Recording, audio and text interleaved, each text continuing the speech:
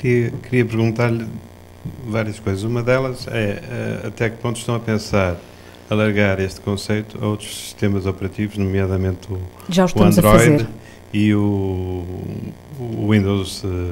Já o estamos a fazer. Neste momento é uma das primeiras. Eu agora descobri que provavelmente não me estiveram a ouvir bem, porque já estou a ouvir. Outra questão que eu lhe queria perguntar, que era o seguinte: até que ponto pensam num futuro avançar para a realidade aumentada?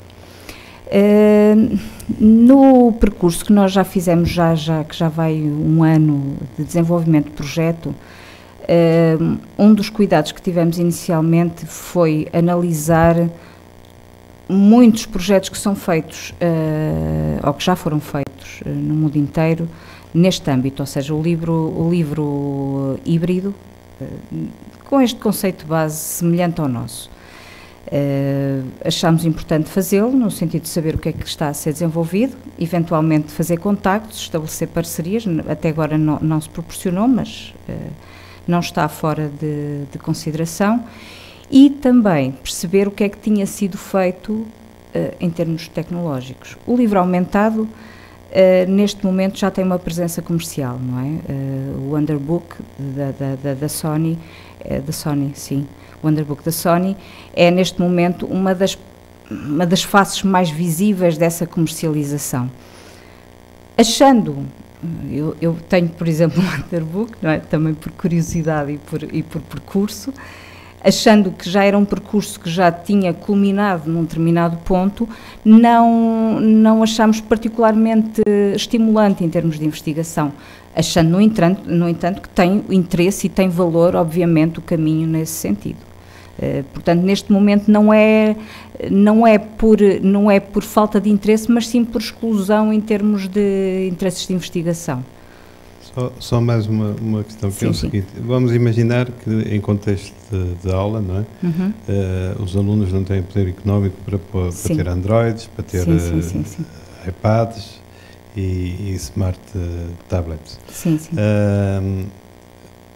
Foi pensado de alguma forma até que ponto o professor podia usar o livro e projetá-lo, cativando assim o aluno para usar uma versão não smart, digamos assim, do vosso livro. Sim. E o professor cativar assim os alunos para a utilização do livro. Até que ponto será possível fazer isso? No percurso que lhe falei há pouco, sobre aquilo que nós, antes de começarmos o nosso projeto, achámos que deveríamos conhecer, houve um aspecto que nos levou a compreender porque é que certos projetos não foram avante em relação ao potencial que apresentam. E a maior parte dos projetos combinam dois aspectos que são particularmente complexos no levar à sala de aula um livro, exatamente nas circunstâncias que acabou de descrever, que são a quantidade de elementos necessários para que ele funcione. Portanto, normalmente são artefactos muito complexos, muito cheios de tomadas, de câmaras, de elementos, com resultado muito interessante. Há livros, de facto, fabulosos nesta conjugação. Outro dos aspectos que nós também consideramos neste percurso foi, em termos de despesa, a maior parte desses livros não vão avante para além daquilo que possa ser um espaço laboratório, dado o dispêndio que implica a sua elaboração. Esse aspecto também que nós temos valorizado, por acaso hoje não falei sobre isso, poderia ter falado, que é um dos aspectos que temos valorizado nas apresentações, é, em termos tecnológicos, ser, entre aspas, bastante pobre, vá lá. Ou seja, pobre em que aspecto? Ele requer apenas ímãs embutidos e obviamente um dispositivo que leia esse livro. Claro que mesmo assim pode não haver meios, como disse muito bem, pode não haver meios para o iPad, pode não haver meios para o Android, pode não haver meios para nenhum tipo de tablet que permita fazer essa leitura. Daí o aspecto que eu achei importante salvaguardar, que é cada um destes objetos, o artefacto pode ser pensado no todo, mas também pode ser pensado na autonomia de cada um destes meios.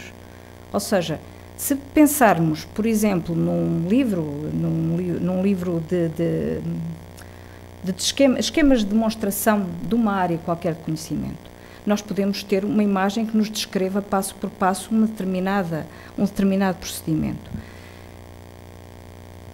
E, pelo menos eu assim aprendi, não tinha nenhuma animação que me permitisse compreender melhor aquilo que a imagem me estava a dizer. Ou a imagem era eloquente e tinha os elementos necessários e indispensáveis para compreender, ou então não teria outros meios para fazer essa leitura, ou para fazer essa aprendizagem.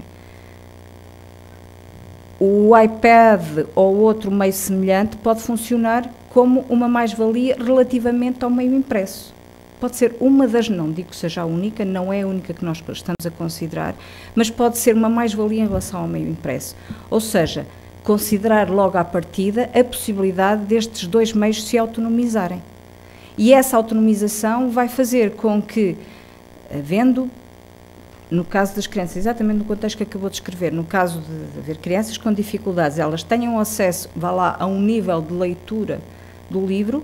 E se eventualmente, vamos supor que o professor até tem iPad, poderem até aceder através do iPad do professor ou da escola ou da sala de aula a outros conteúdos ou a uma explicação mais aprofundada através de uma animação, através de uma tridimensionalidade de um vídeo, através de uma animação interativa, através de mais elementos textuais desenvolvidos, através da tradução.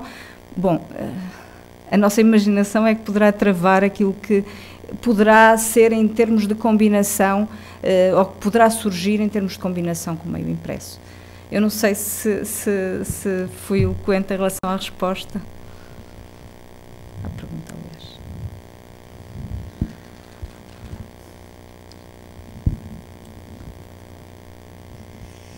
Ora bem, eu enquanto professora bibliotecária tenho mesmo que participar neste debate. Eu considero que este artefacto, a expressão utilizada, vem, sem dúvida, pacificar os defensores do formato livro, vem criar um equilíbrio visual e operacional na leitura. O futuro do livro em papel não está comprometido, como alguns apregoam. Pode e deve haver, mais do que nunca, esta ligação, este casamento perfeito com a tecnologia.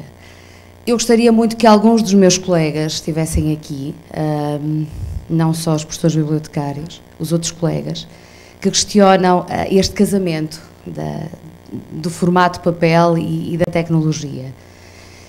Acredito sinceramente, aliás, já tem pernas para andar, mas vai ter asas para voar, com certeza. Sim. E da minha parte também, eu também faço já uma pré-reserva. Porque num tempo em que questionamos o uso abusivo do iPad nas crianças de tenra idade, e como isto é um projeto que se destina a crianças até aos 10 anos, não é? Como referiu, sim. vem no momento certo de pacificar pais, professores e aqueles que ainda têm uma resistência à mudança e à inovação. Bem-aja por isso. Muito obrigada. Em nome da equipa, obviamente. Muito obrigada.